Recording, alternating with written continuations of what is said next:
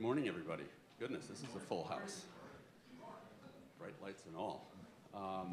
So first, I just want to thank BPI for obviously facilitating this and this opportunity for me to chat with Senator Lummis, one of our big advocates here in Washington. One of the things we wanted to do to kick this off was kind of talk a little bit about the state of thinking about Bitcoin on Capitol Hill. And what's your perspective on it, and how do we possibly leverage it or change things for the better? Great question. Thank you all for having me here. Sometimes you walk in a room and you feel daunted because you don't know that you have a close connection to the people you're with, but I don't feel that way today. I think I have a very close connection to the people I'm with, so thank you.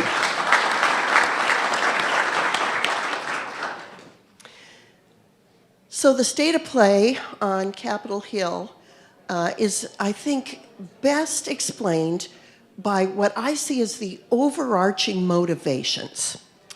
And in this administration, there are a number of high-ranking policy positions that are held by people who are threatened by Bitcoin because they know they can't control it. They know it's decentralized. They know its potential. And these are people that are so wedded to the government being in control of the money, how it's spent, how it's used, that they find it threatening that something exists that they can't control.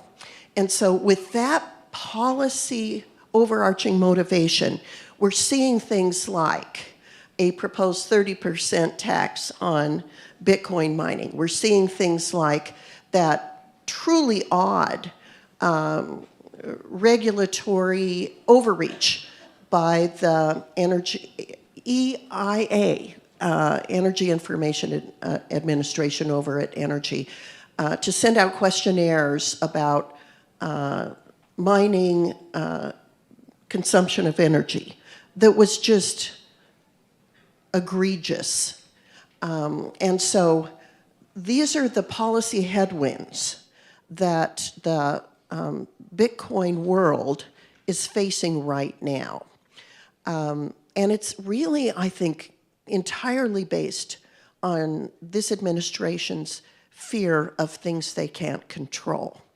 And so it is definitely a time when the Bitcoin world needs to be on its toes, willing to fight for this important decentralized store of value and means of exchange. So I applaud the Texas Blockchain Group, and I know they had a partner in bringing litigation against the absurd rule. It was a rule that should have gone through the Administrative Procedures Act, and they put out this extremely long questionnaire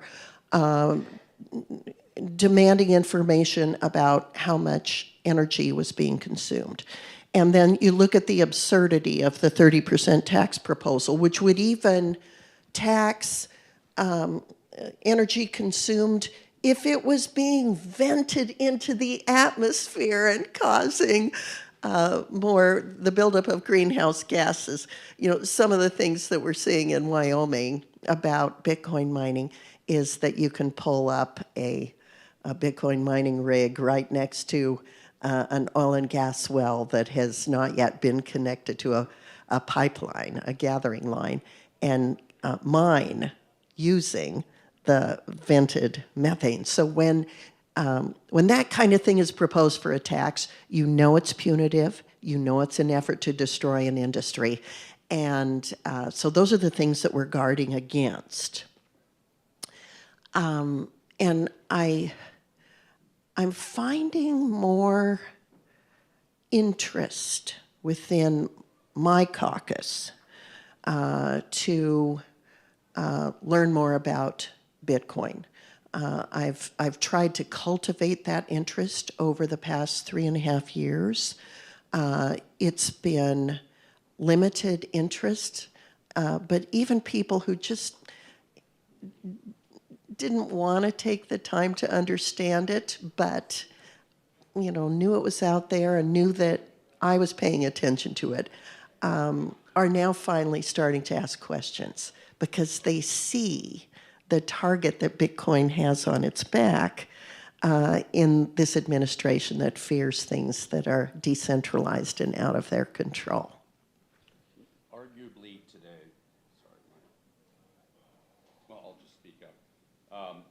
Here, use this. Okay, perfect, thank you. Arguably today, roughly 50 million Americans who are of voting age have owned or own crypto. So you would think it's a big issue for some people. And we're starting to see Bitcoin becoming a political topic. And I think that it's very interesting to see how lines are being drawn on this. What do you think as an industry, the Bitcoin industry can do to really help educate people? If you had a magic wand and you could ask us for anything, what would it be? Boy. Well, certainly bring your strongest, most articulate advocates to the table to help us in Congress. We can always schedule events that bring staffers and senators and House members into a room to learn more. It's a hard topic to explain, but there's more curiosity about it now because it's becoming a political issue. Look at what a big political issue it's going to be as part of this Ohio Senate race that's coming up. You've got a sort of a blockchain entrepreneur running as a Republican against the sitting chairman of the banking committee, who seems to have Elizabeth Warren whispering in his ear about this topic. And so this issue is drawing a very sharp contrast in the policy inclinations in the Ohio Senate race. So that's where it's going to be a big issue. You've got my principal Democrat co-sponsor, Lummis Gillibrand. She's up for election in New York. And she is, in my opinion, the strongest advocate within the Democrat caucus, even though her state is a state where probably Bitcoin mining is not a friendly suitor for the use of energy. So I would say when you get yourself involved in those races, ask questions in those races. Have people in the crowd to ask questions, and so because then it puts those policymakers, those candidates, in the situation where they have to respond in a public forum to a question about Bitcoin. And all of a sudden they know, man, I need to learn more about this. I need to be better prepared to respond to this. And I better be right about the policy positions I'm taking. So I'd say identify those races and play in them. We're going to see several other races around the country where these issues become front and center. There's a member of the banking committee who is up for re-election in Montana, and we're trying to educate his opponent on my side of the aisle about Bitcoin and blockchain technology, and so he's conversant in it as well, knowing that that's a key position on the banking committee. You know, the banking committee is kind of the obstacle here. We have better advocacy on the finance committee and the ag committee, and of course Bitcoin being a commodity. is going to land in the Ag Committee because that's where the Commodity Futures Trading Commission jurisdiction is. So Gillibrand is on Ag. Senator Bozeman, I've spent a lot of time with. He came to a dinner that Michael Saylor spoke at length about the advantages of Bitcoin as a store of value. And so we're working, and Tim Scott came to that dinner, by the way. So we're trying to cultivate people that are going to be in key decision-making positions in policy regarding Bitcoin. And also now that we kind of think that blockchain's going to play a role in the development of artificial intelligence, starting to explain how it's important to understand blockchain technology, and the original use of blockchain technology is Bitcoin. So it's a great place to start. So first principles, start at the beginning. So as we think about, we now have ETFs that have been approved. Yes. We have FASB has approved ruling regarding mark-to-market.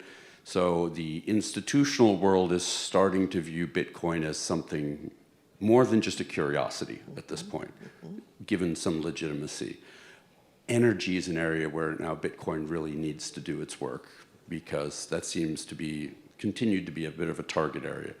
Bitcoin miners are now starting to innovate around energy generation. You mentioned capturing stranded methane gas off of oil fields. There's also landfill, obviously, a lot of manure in dairy and cattle industry. Yeah, tell me about that shrimp thing.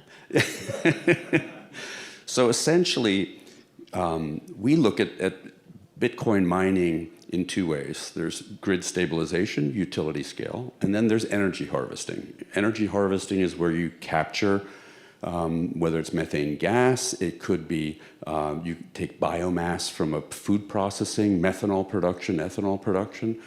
You generate energy with that by turning it into methane and then converting that into electricity, and you create heat with the electricity. Now, why did I not say make Bitcoin? Because making heat is done by making Bitcoin. But at the end of the day, industries are interested in having partners who can take a biomass, take a stranded material, they will pay you to take it, and 50% of industrial energy expense is spent to heat things.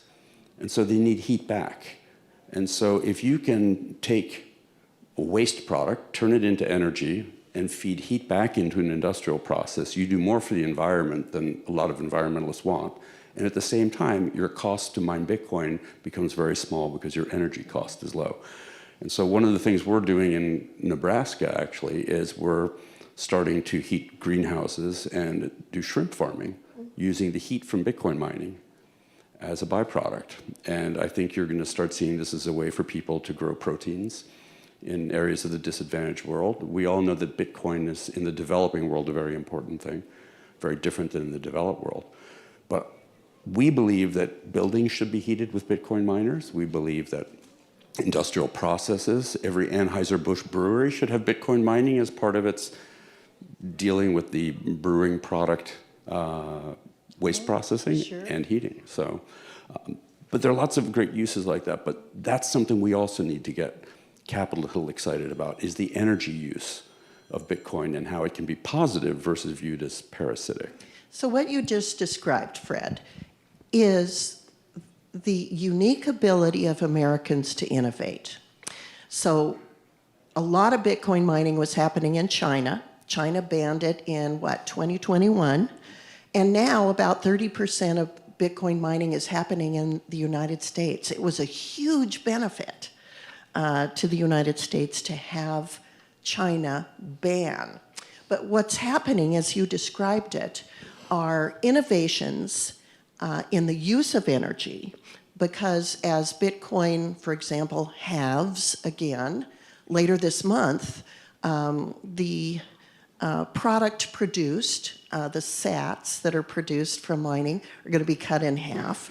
And so it forces this industry to innovate in ways that will benefit the use of energy for every sector that's using energy. And so the innovations that are being created by Bitcoin miners are going to have worldwide benefits. And so I think it's important that we share this message as much as we can on Capitol Hill. I am, of course, an advocate for a change in administrations in November. And among the things that I'm trying to advocate for, if that happens, is the placement of people in a new administration that understand that understand what a creative industry this is, and how important it can be to the advancements in energy use and consumption to actually further the ability to use legacy energy to create an expanded energy opportunity. And we know that that's just critical to the world. I just got back from a congressional delegation trip in Southeast Asia. And among the things that we were told was that the importance geopolitically about the United States' position in Southeast Asia is our ability to help them meet their energy needs in a cleaner manner than they're doing now. We were in Seoul, Korea, and one day we were there, the air quality was so bad that it made your eyes burn. It wasn't that pollution was being generated in Seoul, Korea. It was being generated in China. And they figure what their air quality is going to be by seeing what the air quality is in China and then waiting 2 days. And that's going to be their air quality in Seoul because the air quality is so bad in China. There are 23 million people in Manila, the Philippines. There are 34 million people in the greater Tokyo area. I mean, and with artificial intelligence, consuming more energy, with the demands for energy being ever increasing, we're going to need more, not less. And we're going to need more in places where we can export our energy and our expertise. And Bitcoin mining is a source of energy use expertise that the whole world can use. Thank you. That was the best commercial I've heard for it.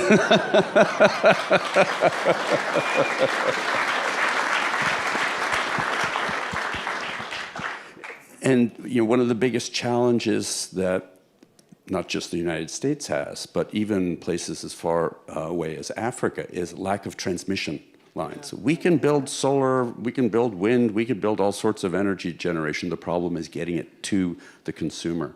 And that is one of the biggest problems the United States faces today, is if we're ever going to do any form of energy transition, however it may look, transmission lines are the single biggest hurdle that we have. And by being able to generate energy where you use it, you can essentially obviate that. So as we kind of look at innovation and we think about innovation, obviously technology innovation, AI is a huge thing in the US. Technology will continue to eat a greater part of the power produced on the grid. Yeah. For Capitol Hill, as you look at AI, you look at Bitcoin, you look at these technologies, how do we best position the innovation opportunity for Congress so that we build more support around these core technologies? Well, we're seeing the Congress start to wrestle with the advent of AI as a huge player in our economy. Again, we have people who tend to want to regulate it before they even understand it, figuring out how to regulate it. There are people like me that are saying, let it run for a while. Let's see where this thing goes before you figure out how to regulate what you don't understand. Just imagine the Wright brothers. So they find a way to put people in the air. If our Congress had been around when they were innovating that, oh my gosh, every imaginable danger and risk and hazard to the idea of mankind putting itself in the air would be dreamed up. Well, now we have artificial intelligence coming along. The uses, both positive and negative, of which we can't even fathom today, and yet we're trying to view it as a negative and foresee how we should regulate the negative side of it. That's absolutely premature. And this is an area where we need to allow the innovators to innovate and see where they take us. And where Bitcoin miners are taking us with regard to innovations in energy is a perfect example about if you let American innovation and intelligence and idea making run in a free society, it will find, price discovery and find the cheapest way to make something work well. I mean, that's what we're so good at, Fred.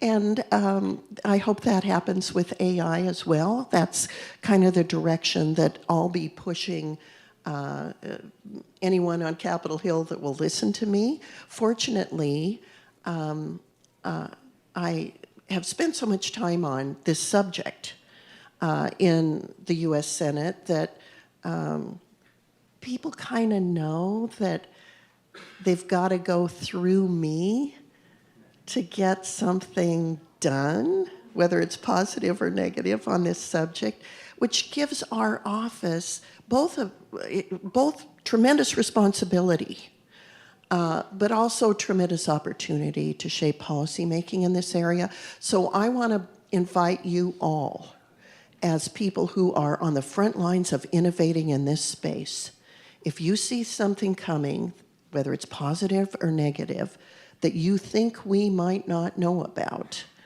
by all means pick up the phone or send us a text or an email. You're the ones that are on the front lines of this, whether it is in a positive way or in the regulatory world, probably a negative way.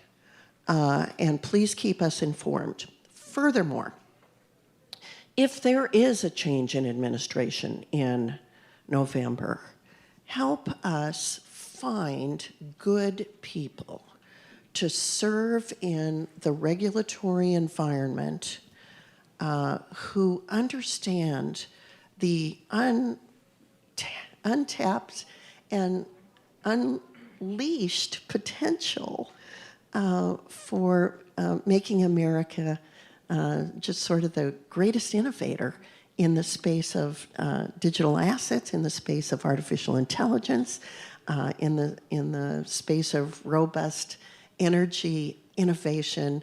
We're going to need those people in a regulatory environment. Great. I can't think of a better way to wrap it up than what you just said. So thank you very much, Senator Lummis. Thanks, Fred. Thanks for having me.